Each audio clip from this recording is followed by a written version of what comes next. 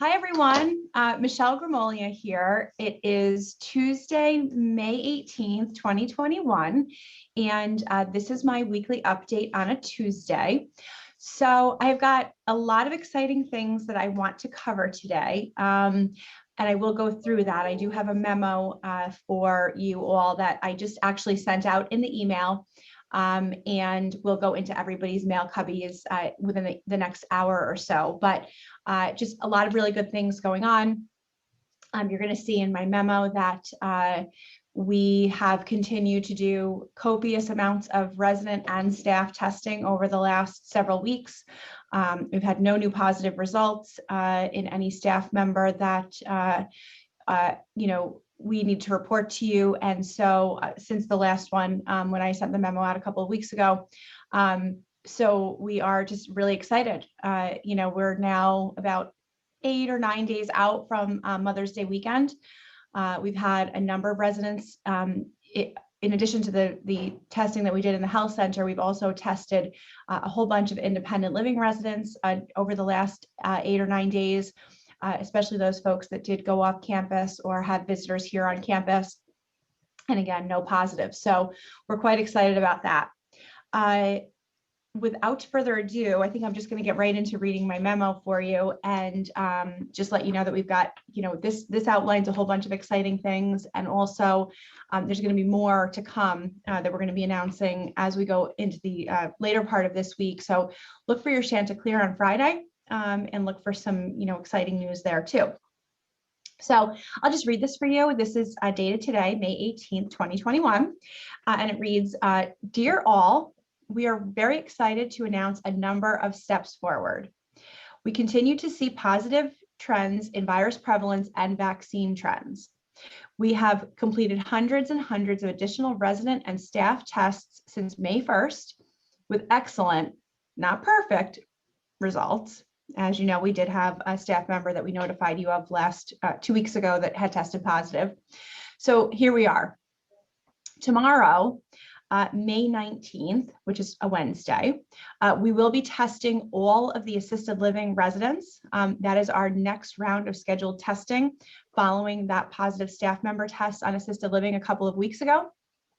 And if all of those come back negative, which of course our fingers are crossed, and we're hopeful that that's going to be the case, we will be able to discontinue the droplet precautions in assisted living, resume visitation and group activity on Thursday. So we're very excited about that. We'll have all eyes on those test results. We should have them in probably tomorrow by midday.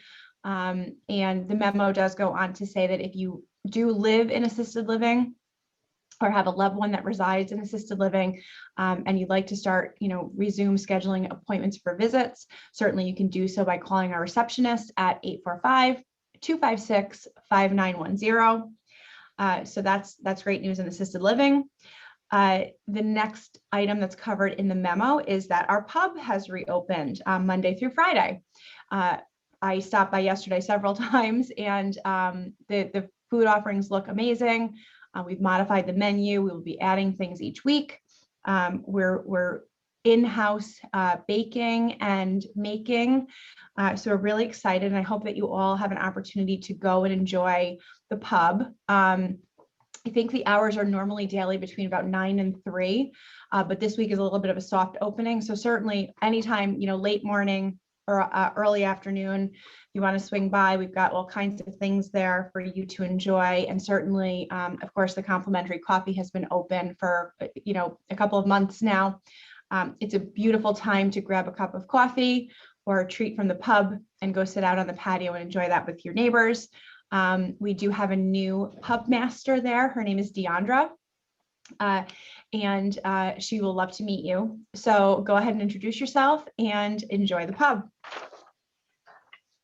The next, on the back of the memo, it goes on to say that effective immediately, if you live in independent living and you are vaccinated, that effective immediately, you can take off your mask in Woodland Pond common areas.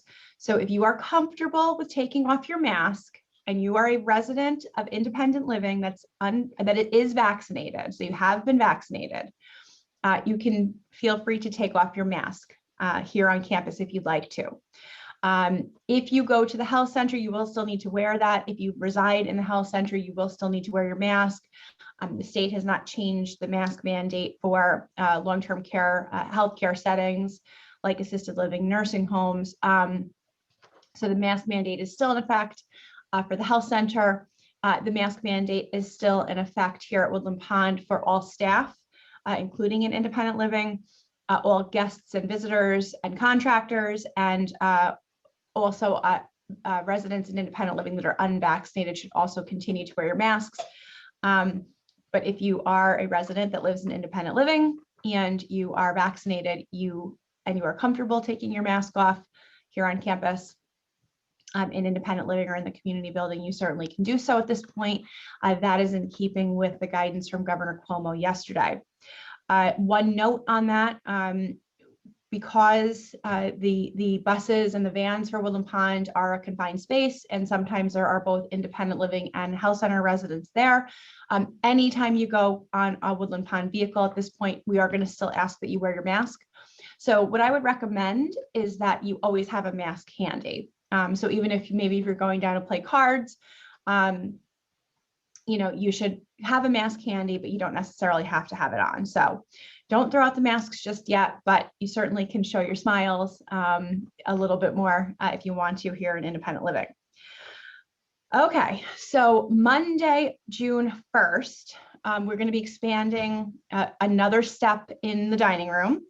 There have been changes at the state level in terms of capacity and rules for restaurants, and we will be following suit. So in speaking with Ronnie, our plan for the next phase of expansion in the dining room is that we are going to be actually moving to 3 seatings effective June 1st.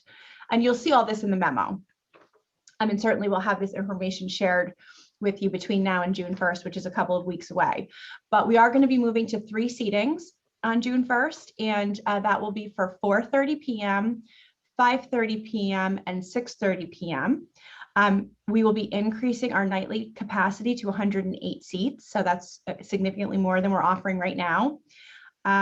We are going to have 8 seats at each seating time that are going to be available for walk-ins, and you'll see in my memo that we are still asking everyone to make reservations, but this will give us a little bit of wiggle room for those that decide at the last minute to try to join in the dining room. So again, 8 seats each night will be set aside for walk-ins. So that's another step forward. And we will be offering, now that, of course, it's nice out, we will be adding alfresco dining seating available at each of those 3 seatings each night. So again, that will happen June 1st, and we're very excited about that.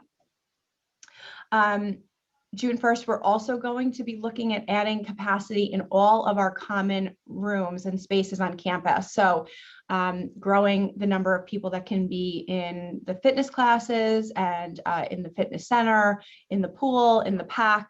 We're going to really try to go up to the limits that New York State is allowing at that point in time. So I don't want to commit to anything just yet because the regulations change on a regular basis, but we are planning on jumping those numbers up on June 1st in the community building.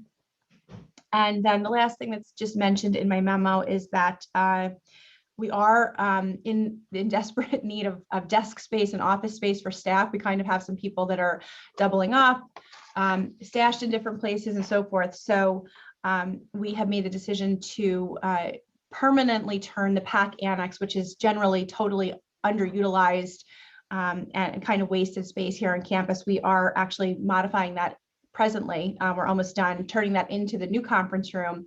And then you're going to start to see a series of office moves and so forth to accommodate some staff members that need some additional space. So we've got lots of exciting things happening on campus.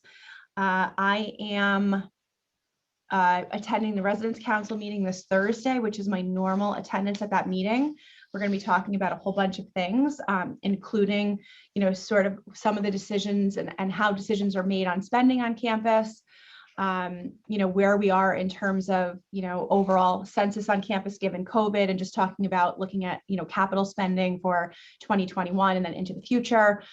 talking about how we, determine which projects on campus need to get financed in which year.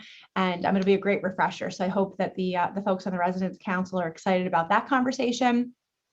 And starting in June, just a heads up, I plan on resuming my weekly office hours. So again, keep an eye on the Chanticleer, the calendars, the newsletters, because as much as we possibly can, we're going to be trying to get this Woodland Pond campus back to what we all remember before this crazy last year plus. Great to see you all. I'll see you next week. Bye.